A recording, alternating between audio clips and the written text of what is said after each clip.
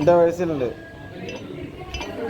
എൻ്റെ പേഴ്സിലുണ്ട് അവിടെ തട്ടിലുണ്ട്.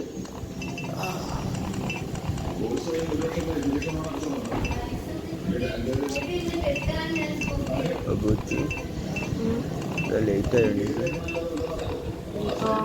8 മണിക്ക് ഇപ്പോഴാന്ന് ഫുഡ് കഴിച്ചോ?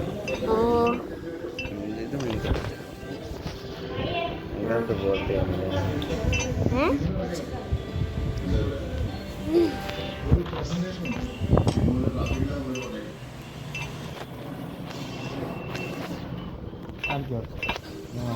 അത്